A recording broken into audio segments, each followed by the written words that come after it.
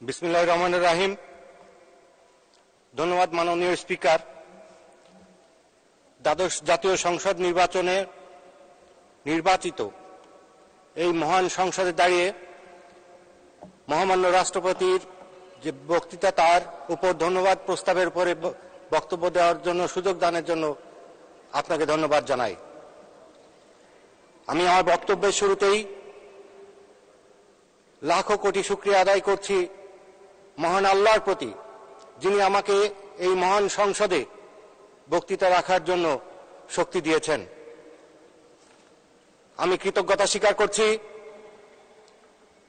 বাংলাদেশের একমাত্র গণতন্ত্রের মানসকন্যা জননেত্রী শেখ হাসিনাকে, যার বিচক্ষণ এবং দৃঢ় নেতৃত্বে গত 15 বছর বাংলাদেশ আওয়ামী লীগ এই দেশের নেতৃত্ব দিয়ে প্রায় ভেঙে পড়া অর্থনীতি এবং অবকাঠামোগত এই দেশকে তলাবিহীন ঝুড়ি থেকে তুলে একটা মধ্যম আয়ের দেশে পরিণত করেছেন। সেই মহান নেত্রী জননেত্রী শেখ হাসিনাকে আমি ধন্যবাদ জানাই যে বাংলাদেশ আওয়ামী লীগের মনোনয়ন দিয়ে তিনি আমাকে সংসদে কথা বলার জন্য সুযোগ করে দিয়েছেন।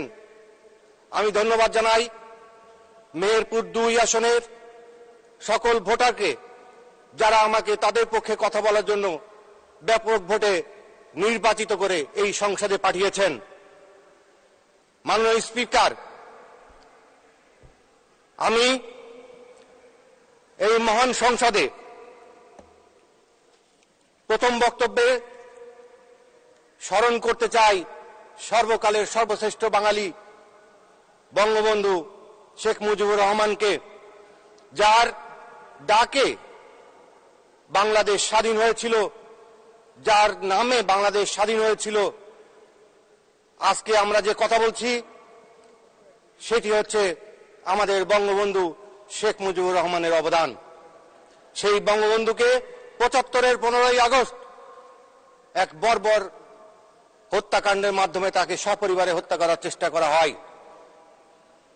মাননীয় স্পিকার, বঙ্গবন্ধুকে হত্যার মাধ্যমে শুধুমাত্র বঙ্গবন্ধুকে বা সপরিবারের হত্যা নয়, পুরো বাঙালি জাতিকে তার স্বপ্ন থেকে এবং আমাদের স্বাধীনতার স্বপ্নকে আবার ধূলিসাৎ করে দেওয়ার জন্য এই হত্যাকাণ্ড সংঘটিত হয়েছিল।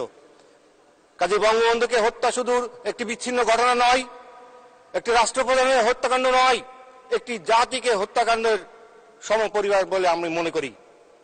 আমি স্মরণ করছি 75-এর 15ই আগস্ট বঙ্গবন্ধু পরিবারের সকল শহীদের আত্মার প্রতি কৃতজ্ঞতা প্রকাশ করছি। মাননীয় স্পিকার, বঙ্গবন্ধুর সহযোগী আমাদের জাতীয় 4 নেতা কে হত্যা করা হয়েছিল সেই কারাগারের অন্ধকার প্রকোষ্ঠে। আমি তাদের আত্মার প্রতি শ্রদ্ধা জ্ঞাপন করছি। আমি শ্রদ্ধা জ্ঞাপন করছি 1971 সালে আমাদের স্বাধীনতা যুদ্ধে নেতৃত্ব দানকারী এবং মুক্তিযোদ্ধা এবং যারা অংশগ্রহণ করেছেন, প্রত্যক্ষ বা পরোক্ষভাবে নির্যাতিত হয়েছেন এই যুদ্ধের জন্য আমি সকলের প্রতি কৃতজ্ঞতা অর্জন স্বীকার করছি।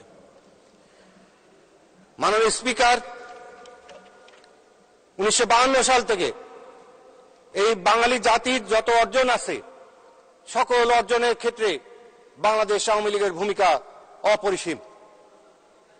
বাংলাদেশ আওয়ামী লীগ, ছাত্রলীগ, যুবলীগ এর যে সকল নেতা কর্মীবৃন্দ বা সেই ভাষা আন্দোলন থেকে শুরু করে 71-এর মুক্তিযুদ্ধ,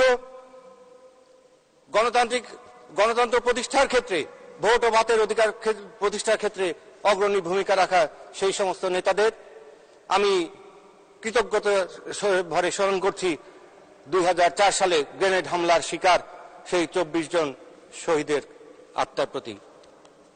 আমি মহান আল্লাহর দরবারে শুকরিয়া আদায় দোয়া করছি, আল্লাহ যেন তাদেরকে জান্নাত দান করেন। মাননীয় স্পিকার, এই মহান সংসদে আমাদের মহামান্য রাষ্ট্রপতি যে 143 পৃষ্ঠার, মাননীয় সদস্য 2 মিনিট বলবেন, যে 143 পৃষ্ঠার সরকারের রূপরেখা এবং অর্জনের কথা বলেছেন, আমরা প্রতিটা ক্ষেত্র পড়ে দেখেছি।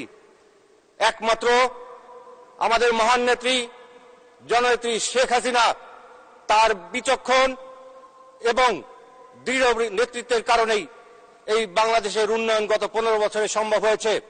1996 সাল থেকে যে উন্নয়নের সূচনা হয়েছিল ষড়যন্ত্রের মাধ্যমে 2001 সালে সেটিকে থামিয়ে দেওয়ার চেষ্টা করা হয়েছে। জনগণ ফুঁসে উঠেছিল।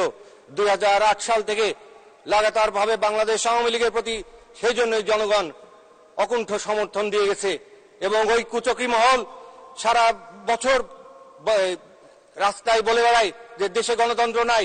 যখনই গণতন্ত্র প্রকাশের সুযোগ আসে সেই ভোট তারা বর্জন করে। প্রমাণের জনগণের মুখোমুখি হতে তারা ভয় পায়, কারণ 2001 থেকে 2006 পর্যন্ত তারা যে ত্রাসের রাজত্ব কায়েম করেছিল, জনগণের মুখোমুখি হওয়ার মতো কোনো মুখ তাদের নাই। মাননীয় স্পিকার, আপনি নিজেও নির্বাচিত হয়ে এসেছেন। আপনি জানেন যে এবারের নির্বাচনে জনগণ কিন্তু স্বতঃস্ফূর্তভাবে অংশগ্রহণ করেছে।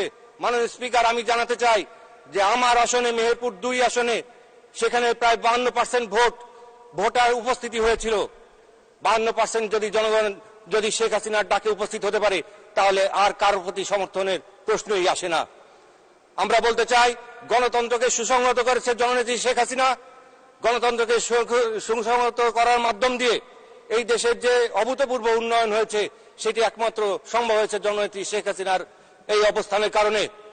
আমরা আজকে বিদ্যুতের ক্ষেত্রে, যোগাযোগের ক্ষেত্রে, শিক্ষা, স্বাস্থ্য, প্রতিটি ক্ষেত্রে, অর্থনীতির ক্ষেত্রে আমরা যে বিশ্বের বুকে মাথা তুলে দাঁড়িয়েছি সেটি সম্ভব হয়েছে আমাদের মাননীয় প্রধানমন্ত্রী জননেত্রী শেখ হাসিনার কারণে।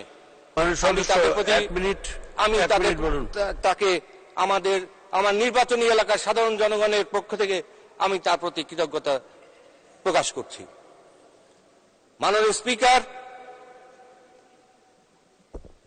পরিশেষে আমি বলতে চাই যে এটি আমরা মনে করি, আমাদের এলাকায় সবাই মনে করে যে এটি আমাদের সৌভাগ্য। আল্লাহর মহান একটা অবদান, আমাদের প্রতি মহান দান করেছেন তিনি, যে জননেত্রী শেখ হাসিনার মতো একটা দৃঢ় ব্যক্তিত্ব সম্পন্ন এবং বিচক্ষণ একজন প্রধানমন্ত্রীকে আমরা 5মবারের মতো এই বাংলাদেশের প্রধানমন্ত্রী হিসাবে পেয়েছি।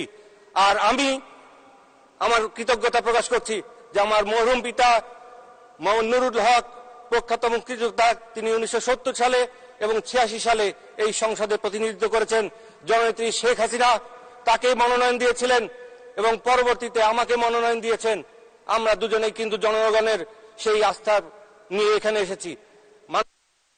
শেষ করুন, 1 মিনিট। জয় বঙ্গবন্ধু।